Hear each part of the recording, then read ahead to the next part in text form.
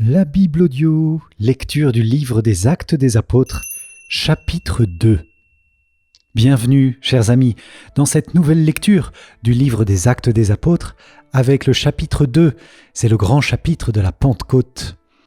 Si vous découvrez la chaîne, je vous invite à vous abonner dès maintenant en activant la petite cloche. N'hésitez pas aussi à liker la vidéo. Nous commençons. Lecture du livre des Actes des Apôtres. Quand arriva le jour de la Pentecôte, au terme des 50 jours, ils se trouvaient réunis tous ensemble. Soudain, un bruit survint du ciel comme un violent coup de vent. La maison où ils se tenaient en fut remplie tout entière. Alors leur apparurent des langues qu'on eût dites de feu, qui se partageaient, et il s'en posa une sur chacun d'eux. Tous furent remplis d'Esprit Saint.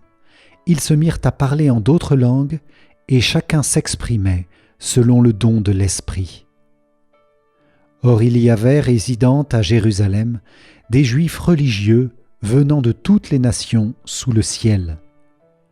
Lorsque ceux-ci entendirent la voix qui retentissait, ils se rassemblèrent en foule. Ils étaient en pleine confusion parce que chacun d'eux entendait dans son propre dialecte ceux qui parlaient.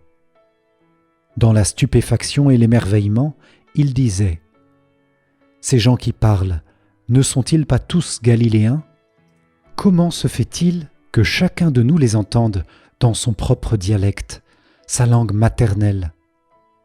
Parthes, Mèdes et Élamites, habitants de la Mésopotamie, de la Judée et de la Cappadoce, de la province du Pont et de celle d'Asie, de la Phrygie et de la Pamphylie, de l'Égypte et des contrées de Libye proches de Cyrène, Romains de passage, Juifs de naissance et convertis, Crétois et Arabes, tous nous les entendons parler dans nos langues des merveilles de Dieu.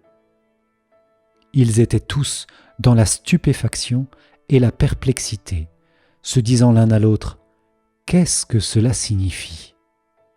D'autres se moquaient et disaient « Ils sont pleins de vin doux. » Alors Pierre, debout avec les 11 autres apôtres, éleva la voix et leur fit cette déclaration. « Vous, Juifs, et vous tous qui résidez à Jérusalem, sachez bien ceci, prêtez l'oreille à mes paroles. Non, ces gens-là ne sont pas ivres, comme vous le supposez, car c'est seulement la 3e heure du jour. Mais ce qui arrive a été annoncé par le prophète Joël. Il arrivera dans les derniers jours, dit Dieu, que je répandrai mon esprit sur toute créature. Vos fils et vos filles prophétiseront. Vos jeunes gens auront des visions et vos anciens auront des songes. Même sur mes serviteurs et sur mes servantes, je répandrai mon esprit. En ces jours-là, et ils prophétiseront. Je ferai des prodiges là-haut dans le ciel, et des signes en bas sur la terre, du sang, du feu, un nuage de fumée. Le soleil sera changé en ténèbres, et la lune sera changée en sang, avant que vienne le jour du Seigneur, jour grand et manifeste. Alors quiconque invoquera le nom du Seigneur sera sauvé. Hommes d'Israël, écoutez les paroles que voici. Il s'agit de Jésus, le Nazaréen, homme que Dieu a accrédité auprès de vous en accomplissant par lui des miracles, des prodiges et des signes au milieu de vous, comme vous le savez vous-même.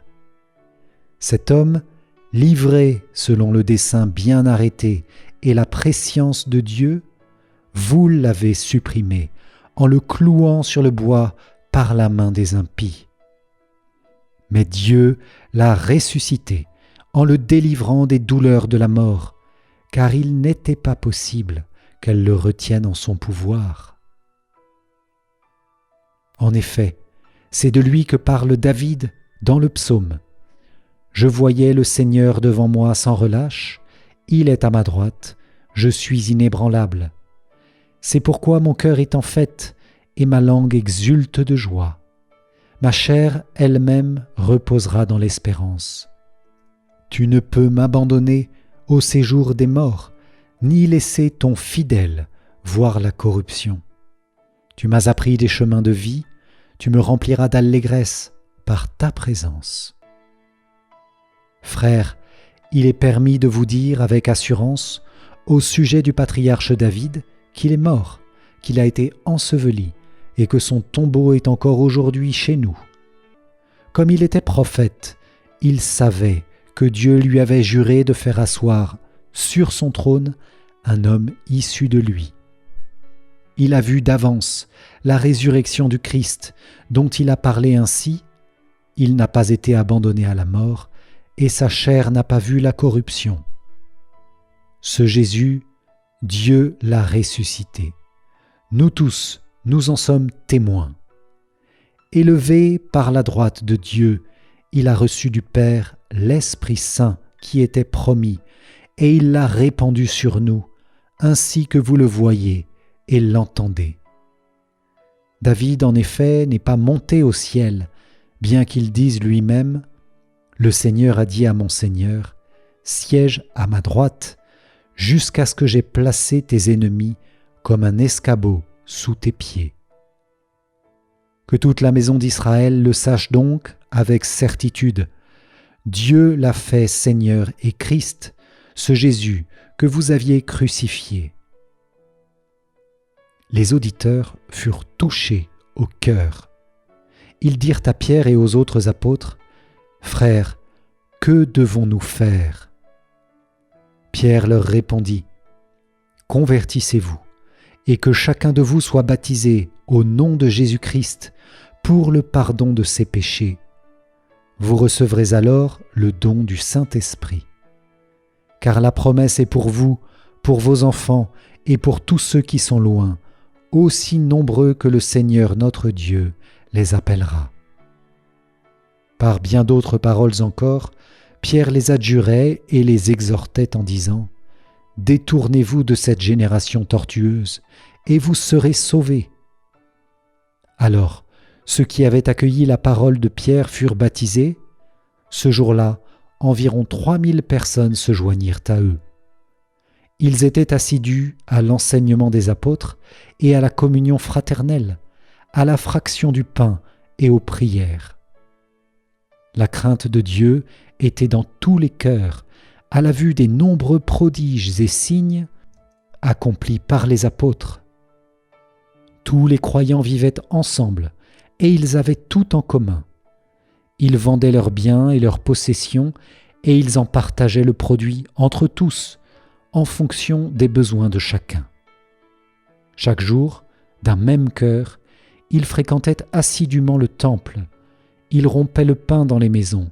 Ils prenaient leur repas avec allégresse et simplicité de cœur. Ils louaient Dieu et avaient la faveur du peuple tout entier. Chaque jour, le Seigneur leur adjoignait ceux qui allaient être sauvés. Parole du Seigneur, nous rendons grâce à Dieu. Merci, chers amis, d'avoir suivi cette vidéo et cette lecture de la Bible audio des Actes des Apôtres, chapitre 2, cette Pentecôte et cette belle prédication de Saint-Pierre qui touche les cœurs. 3000 personnes quand même. Merci Saint-Pierre. Si vous n'êtes pas encore abonné et nous avez rejoint pendant la vidéo, je vous invite à le faire dès maintenant en cliquant sur le bouton juste en dessous de la vidéo. N'hésitez pas à liker la vidéo et à la partager à vos amis. Si vous ne l'avez pas encore fait, je vous invite à télécharger ma formation offerte.